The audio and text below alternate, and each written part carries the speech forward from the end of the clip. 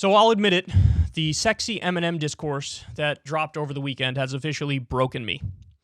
I am a broken man now. My brain sort of split in two and fell out my ears as I was listening to the dialogue. So the first time I saw the sexy M&M discourse was a tweet from The Hill, and then I read the article on it. And so here's the gist of it. You have these M&M characters, and the previous M&M characters, I guess they were what one would call heteronormative. There was one, I think the green M&M would wear like these sexy high heels. It feels ridiculous calling an M&M's high heel sexy, but you get the gist. They were supposed to look like they're sort of big high heels, and she's supposed to be like a very traditionally feminine looking M&M. And, you know, I don't remember what the other ones look like. I don't really care. But M&M thought, hey, in this modern era, let's cash in on like wokeness. And so let's scrap all of, you know, the heteronormative M&Ms, and they came out with a more diverse group of M&Ms, which is kind of funny if you think about it, because the old M&Ms, they were all different colors, and that's, you know, by definition diversity, but they wanted to go a couple steps further, and so like they got the sexy M&M they made no longer sexy. They were like, okay, let's make her heels lower and, you know, have her embrace whatever her ambiguous gender identity is. And then you had the one that made me really just like, I was like, seriously, this is what we're wasting our time doing now. This is how the capitalists are trying to get money off the youths. They have one of the M&Ms, I think it was the orange one, but I could be wrong, I don't remember, is anxious. So he has mental health issues. And he looks like, you know, he's like shaking or whatever. And people were joking online, look, I could finally relate to one of these M&Ms. Look, everybody knows this. Woke corporations go in the woke direction because they feel they can make an extra buck that way. That's the point. And so they're trying to like appeal to the younger generation so that the younger generation says, oh, look, here's an M&M with pink hair and I have pink hair, so now I feel represented. Aren't M&Ms awesome? By the way, nobody reacts like that. I don't care how, you know, uber woke some college kids are. None of them are going to see a corporation trying to cynically use their ideology and then go, well, now I love Nestle, and it's actually not Nestle, it's Mars Company. By the way, as they're doing this whole like, we're cool, we're hip, we're with it, we're an ethical company that fits in with the cool younger kids. As they're doing this charade, just so you understand, there was a lawsuit that Nestle and Mars, the company that makes M&Ms, and some other companies that are in the chocolate market and candy market, they've used slave labor overseas. There's a Supreme Court case about it, or a court case about it. So they're like, we're really ethical and moral. Look at our, like, you know, gender-neutral M&Ms or whatever. Look at our mentally ill M&M. We're trying to respect everybody and show everybody that we believe in diversity and inclusion. As they're doing that, they're like using slaves. Everything is so annoying. So anyway, I saw that article and I was rolling my eyes. I'm like, Jesus Christ. It's this attempt of corporations to be like, we're going to be relatable. You know, you see it like McDonald's Pakistan tweeted like, I miss you the other day. They have this banter back and forth with different major corporations where they try to be edgy or whatever. It's like, oh my God, stop. This corporatocracy is out of control, and I hate all of you, and you're all cynical and exploitative, and you need to stop.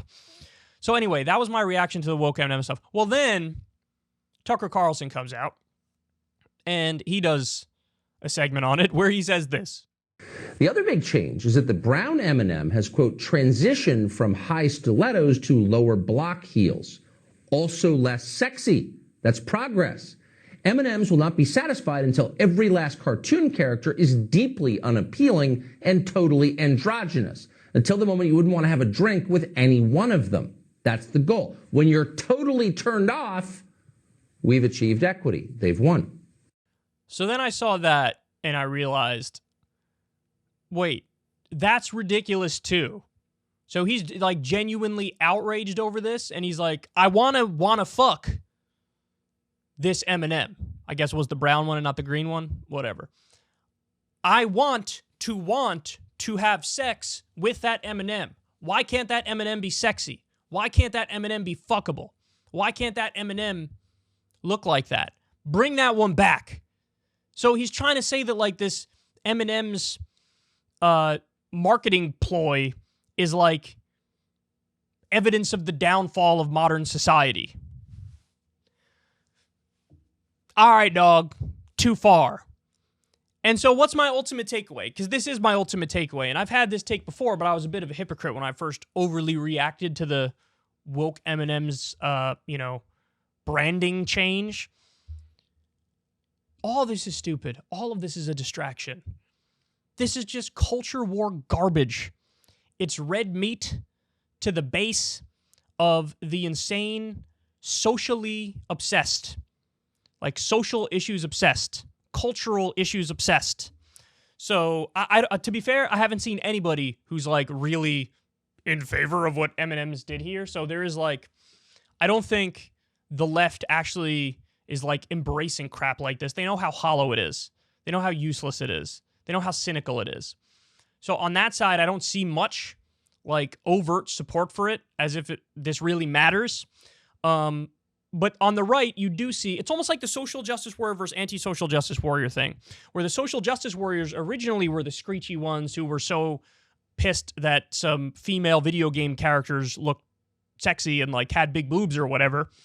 They were so mad about that and so angry about that and so loud and aggressive about that and so focused on that they looked ridiculous.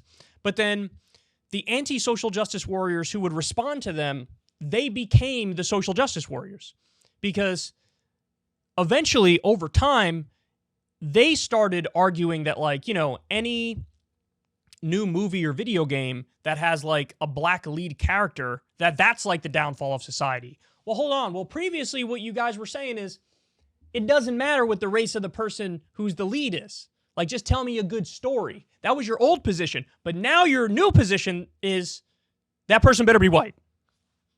So then you are the social justice warrior.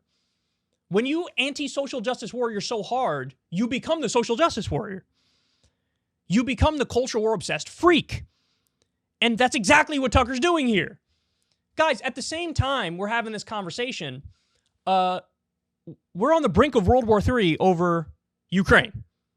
Russia is amassing troops on the border of Ukraine, and the West is sending a gargantuan amount of weapons to rebel groups in Ukraine. By the way, some of them are neo-Nazi aligned, and tensions are rising, and we got to step back from the brink here, and cooler heads better prevail. But as that's going on, this is the conversation we're having. We're talking about M&Ms. We're talking about M&Ms and their stupid marketing scheme. At the same time, we just covered the story. An investor who's had a phenomenal track record of predicting massive downturns and crashes, he's like, hey, it's coming right now. We have a super bubble where you're going to have a downturn in the stock market and in housing prices and everything all at once. It's going to be cataclysmic. And as that's happening, we're talking about M&Ms and if we should fuck the brown M&M. Why are we doing that? Why are we doing that? So look, I mean, my job, unfortunately, in some ways, my job is also to comment on this stuff. But my commentary on this stuff is always going to be, why are we even commenting on this stuff? Why are we talking about this stuff? Because it's all a distraction. It's all a distraction. They want us fighting over dumb shit like this so that the wealthy can run out the back door with all the money and the economy can continue to be rigged to the benefit of corporations and billionaires, and workers keep getting screwed, and the military-industrial complex can keep bombing 1,000 different countries and having 900 military bases and sending weapons to 73% of the world's dictatorships. All these problems, and we're talking about having sex with M&Ms. So the whole culture war stuff has melted our brains. And what's amazing is how well it works, how good the diversion works. Now, it's not, don't get it twisted. It's not like a strategy on the part of the CEO of M&M's to like, let me distract from the military-industrial complex and the class war. No, it's not. That's not what it is. But that is the effect it ultimately has, where all this political energy is now wasted talking about how hot the M&Ms are. So look, my final conclusion on it is very simple. It was absurd and silly and ridiculous and pathetic and pedantic and a pandering shit show for them to change their marketing strategy in the first place to try to be more inclusive in a way that's silly.